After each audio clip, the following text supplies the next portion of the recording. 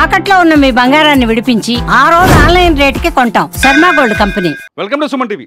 ఇది ప్రతి హైదరాబాదీ తెలుసుకోవాల్సిన వార్త. ప్రతి హైదరాబాదీ గతంలో హైదరాబాద్లో జరిగిన బాంబు పేలులని ఒక్కసారి రివైండ్ చేసుకోవాల్సిన విషయం. విజయనగరంలో దొరికిన సిరాజ్, ఎవరైతే సిరాజ్ విజయనగరంలో దొరికాడో ఆ సిరాజ్, హైదరాబాద్లో దొరికిన సమీర్ ఇద్దరు కలిసి భాగ్యనగరంలో మరోసారి బాంబు పేలులకు చాలా పెద్ద కుట్ర చేశారు. మీకు గుర్తుకుందా 2013-14లో దిల్సుఖ్ నగర్లో పేలిన బాంబు పేలుల గురించి ఒకసారి గుర్తుకుందా? ఆనంద్ కోనార్క్ థియేటర్ ముందు, అట్లాగే ఆనంద్ టిఫిన్ సెంటర్ ఏదైతే వెంకటాద్రి థియేటర్ ముందు బస్ స్టాప్లో 2 చోట్ల ఐఈడి బాంబులు పెరిగాయి. ఇంప్రూవైజ్డ్ ఎక్స్ప్లోజివ్ డివైస్ ఐఈడి బాంబులు పేలాయి కదా. సేమ్ బాంబుల్ని తయారు చేస్తారు ఇద్దరు. ఇంజనీరింగ్ చదువుకునే ఇద్దరు కుర్రాళ్ళు ఉద్యోగం వెతుక్కోవడం మానేసి ఐసిస్ సైట్లోకి వెళ్ళి ఐసిస్కి కనెక్ట్ అయ్యి, ఏదైతే సౌదీలో ఉన్న ఐసిస్ పనిచేస్తుందో, ఎక్కడైతే ఇరాక్లో ఐసిస్ పనిచేస్తుందో అక్కడ సౌదీకి సంబంధించిన హ్యాండిల్తో కనెక్ట్ అయి ఉండి వీళ్ళు బాంబుల్ని ఎలా తయారు చేయాలో ఆన్లైన్లో నేర్చుకున్నారు. యూట్యూబ్లో బాంబు పేలులకు కావాల్సిన పదార్థాలని కనిపెట్టారు. యూట్యూబ్లో ఏ పేలుడు పదార్థాలు ఎక్స్ప్లోజివ్గా మారుతాయి, ఏ పేలుడు పదార్థాలు తీసుకోవాలి, ఇవన్నీ కలిపి ఇలా ఇంజనీరింగ్ బుర్రనంతా బాంబు ఎలా తయారు చేయాలని వాడి హైదరాబాదులో గతంలో లుంబిని పార్కులో, అట్లాగే కోటిలో అట్లాగే దిల్సుఖ్ నగర్లో ఏదైతే పేలులు జరిగాయో అటువంటి పేలులకి భారీ కుట్ర చేశారు.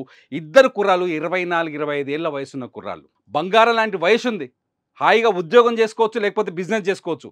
భారతదేశంలో బోల్డంత స్వేచ్ఛ ఉంది. కానీ జీవితాన్ని ఐసిస్కి అంకితం ఇచ్చి ఈ దేశంలో రక్తపాతాన్ని పారించాలని కుట్ర చేశారు. వీళ్ళ తెలివితేటలు ఒకసారి అబ్జర్వ్ చేస్తే ప్రస్తుతం విజయనగరం పోలీసులు వీళ్ళని ప్రశ్నిస్తున్నారు. అస్సాం పోలీసులు తీసుకొచ్చిన ఒక ఇన్వెస్టిగేషన్లో ఈ బ్యాచ్ మొత్తం వీళ్ళతో పాటు 7 దొరికారు. వీళ్ళు మొట్టమొదట ఇండియాలో అస్సాం అడ్రస్ ఆధారంగా చేసుకొని ఇండియాలో కూర్చొని ఇక్కడ సిమ్ కార్డులు కొని ఈ సిమ్ కార్డుని పాకిస్తాన్కి పంపిస్తారు. పాకిస్తాన్లో ఈ సిమ్ కార్డును కొనేదెవరో తెలుసా? ISI, Pakistan intelligence.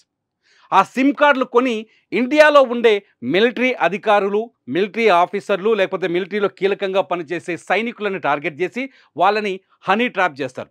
Honey trap చేసి భారత మిలిటరీ రహస్యాల్ని దోచుకునే ప్రయత్నం చేస్తారు. ఇది ఒక ప్రాసెస్. అట్లా 943 సిమ్ కార్డుని ఇప్పటివరకు స్వాధీనం చేసుకున్నారు. దీన్ని ఆపరేషన్ గోస్ట్ సిమ్ కార్డు పేరుతో అస్సాం పోలీసులు ఈ ఆపరేషన్ మొదలుపెట్టారు. ఆ ఆపరేషన్లోనే ఇద్దరు మహానుభావులు దొరికారు. సిరాజ్ అండ్ సమీర్, ఈ ఇద్దరు దొరికారు. ఆ ఆపరేషన్లో దొరికి వాళ్ళ మూలాలు లాగితే భాగ్యనగరం వణికిపోయే సమాచారం బయటపడింది. ఈ సమీర్, సిరాజ్ అనే వాళ్ళు మామూలు ముద్దులు కాదు. కర్ణాటకలో బెంగళూరుకు సంబంధించిన 2 పోరగాళ్ళు, మహారాష్ట్రకు సంబంధించిన మరో 2 పోరగాళ్ళని కలిపి 6 కలిసి, వీళ్ళకి ఇన్స్టాగ్రామ్లో ఒక గ్రూప్ ఉంది. ఈ 6 కలిసి హైదరాబాద్లో 3 రోజుల పాటు మకామేశారు. ఈ 6లో సమీర్, సిరాజ్ ఏం చేస్తారంటే బాంబుల్ని ఎలా తయారు చేయాలి, ఇది ఐసీసీ వీళ్ళకి అప్పచెప్పిన పని, ఎలా తయారు చేయాలని వీళ్ళిద్దరూ పరిశోధన చేస్తారు. మిగతా 4 ఏం చేశారో తెలుసా? హైదరాబాద్లో ఎక్కడెక్కడ బాంబు పేలుడుకు అనుకూలమైన ప్రాంతాలను ఎక్కడ పేల్చొచ్చు, ఏ సమయంలో ఎక్కువ మంది జనాభా ఉంటారు, ఆ సమయాన్ని అనుకూలంగా ఎలా మార్చుకోవాలి, దానికి ఎలా బ్లాస్ట్కి ప్లాన్ చేయాలి. గతంలో తాహిర్, దిల్సుఖ్ నగర్లో పేలిన బాంబు పేలుల విషయంలో సేమ్ సీన్ మనకు రిపీట్ అయింది. గతంలో 2014 ముందు, 13-14 ముందే ఈ బాంబు పేలు సేమ్ సీన్ రిపీట్ అయింది. మీకు ఒకసారి గుర్తు చేసుకుంటే, వాళ్ళు హైదరాబాద్ రామోజీ ఫిల్మ్ సిటీ పక్కన ఇనాంగూడ అనే ఒక ఊరు ఉంటుంది, చిన్న విలేజ్. అది ఇప్పుడు బాగా రియల్ ఎస్టేట్ వచ్చేసి బాగా ఆ ఏరియాలో కూడా బంగ్లాలు, అపార్ట్మెంట్లు వచ్చాయి. కానీ ఇనాంగూడ అనే చిన్న విలేజ్ ఉంటుంది. అక్కడ ఒక రూమ్ను రెంట్కి తీసుకొని అక్కడ కూర్చొని ఈ బాంబుని తయారు చేశారు. ఈ ఐఈడిని, ఇంప్రూవైజ్డ్ ఎక్స్ప్లోజివ్ డివైస్ అని చెప్పాను కదా, ఈ బాంబుని తయారు చేశారు. ఈ ఇంప్రూవైజ్డ్ ఎక్స్ప్లోజివ్ డివైస్లో ఏం చేస్తారో ఇది చెప్తాను, అది కూడా వినండి. ఈ ఎక్స్ప్లోజివ్ బాంబుని తయారు చేసి దాన్ని తీసుకెళ్ళి పక్కనే రామోజీ ఫిల్మ్ సిటీకి ఆపోజిట్లో దేశ్ముఖి కొండలని కొన్ని ఉంటాయి. అక్కడ దేశ్ముఖి అనే విలేజ్ ఒకటి ఉంది. ఆ విలేజ్ బ్యాక్ సైడ్లో కొన్ని గుట్టలు ఉన్నాయి. ఆ గుట్టల ప్రాంతంలో ఈ బాంబుని పేల్చి దాని ప్రయోగం ఫలించిందా, బాంబుది ఫెయిల్ అయిందా చెక్ చేశారు. ఆ తర్వాత ఆ బాంబుల్ని తీసుకొచ్చి సేమ్ ఒక పాత సైకిళ్ళు కొని ఆ సైకిళ్ళ వెనకాల పేలుడు పదార్థాన్ని, అమోనియం ఎక్కువగా వాడతారు, ఇలా అమోనియంలో పెట్టి పేలుడు పదార్థంలో పెట్టి సైకిళ్ళ పైన బాంబులు తీసుకొచ్చి వెంకటాద్రి థియేటర్ ఆపోజిట్ ఉన్న 107 బస్ స్టాప్ అంటాం. 107 అంటే ఉస్మానియా కాలేజీకి ఎక్కువగా విద్యార్థులు వెళ్తారు. 107 బస్సే ఎక్కుతారు దిల్సుఖ్ నగర్ నుంచి బయలుదేరే 107. ఆ బస్ స్టాప్లో ఒక బాంబు పెట్టారు. అట్లాగే Anand tiffin centre, Konark theatre ఆపోజిట్లో ఆనంద్ టిఫిన్ సెంటర్ ఉంటుంది, అక్కడ ఒక బాంబు పెట్టారు. ఈ 2 బాంబుల్ని సౌదీ నుంచి మొబైల్ ఫోన్తో పేల్చారు. సేమ్ బాంబులు ఇప్పుడు వీళ్ళిద్దరు తయారు చేస్తున్నారు, సిరాజ్ అండ్ సమీర్. సేమ్ అదే మోడల్.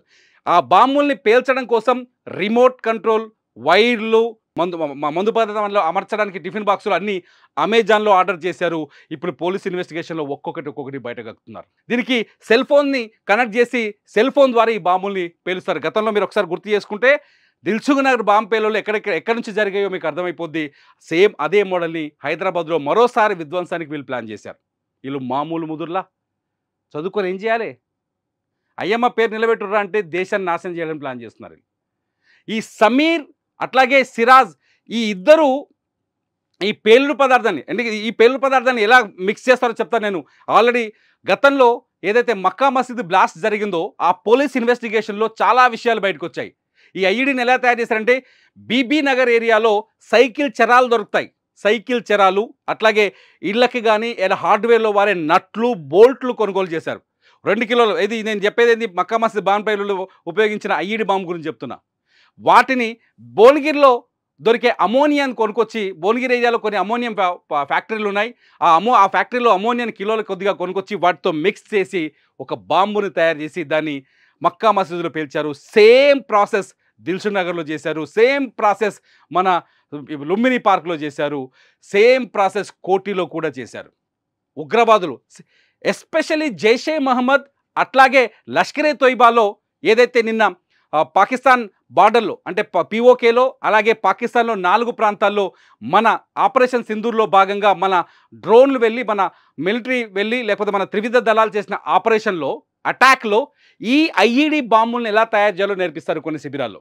జైషే మహమ్మద్ ఎక్స్పర్ట్ ఇందులో. అందుకే ముంబై బాంబు పేలుల్లో కావచ్చు, పార్లమెంటు పైన బాంబు పేలుల్లో కావచ్చు జైషే మహమ్మద్ పాత్ర ఎక్కువ కనిపిస్తుంది. లష్కరే తోయిబా కూడా నేర్పిస్తుంది. వీళ్ళందరూ కలిసే పనిచేస్తారు. ఐసిస్ కూడా అదే నేర్పిస్తుంది. ఈ ప్రపంచాన్ని ధ్వంసం చేయడం, నాశనం చేయడమే. ఈ ఐఈడీ బాంబులే ఇప్పటి వరకు హైదరాబాద్లో పేలిన చాలా బాంబులు ఇలా తయారు చేసిన ఐఈడీ బాంబులే. ఇప్పుడు మళ్ళీ అటువంటి విధ్వంసానికే, దిల్సుఖ్ నగర్లో జరిగిన బాంబు పేలుడు లాంటి విధ్వంసానికే మళ్ళీ కుట్ర చేశారు ఈ సిరాజ్ అట్లాగే సమీర్. ఇక్కడ నేను ఒక విషయం చెప్పాలనుకుంటున్నాను. ఇక్కడ హిందువా, ముస్లిమా, నువ్వా, నేనా అనేది పక్కన పెడదాం. ఈ దేశం కోసం మనం ఏ త్యాగం చేయడానికి సిద్ధం కావాలి. ఈ దేశ సార్వభౌమాధికారాన్ని, ఈ దేశ సారూప్యతని, ఈ దేశ సరిహద్దుల్ని కాపాడుకోవాల్సిన బాధ్యత మన అందరిపైన ఉంది. ముఖ్యంగా తల్లిదండ్రులకు చెప్పాల్సిన మాట ఇది. మీ పిల్లలు ఏం చేస్తున్నారు ఒక్కసారి అబ్జర్వ్ చేయండి. సోషల్ మీడియాలో ఎవరితో మాట్లాడుతున్నారో అబ్జర్వ్ చేయండి. ఐసిస్ రిక్రూట్మెంట్లో మనం చాలామంది చూసాం. ఇండియా నుంచి చాలామంది సోషల్ మీడియా ద్వారానే ఐసిస్కి వెళ్ళిపోయారు.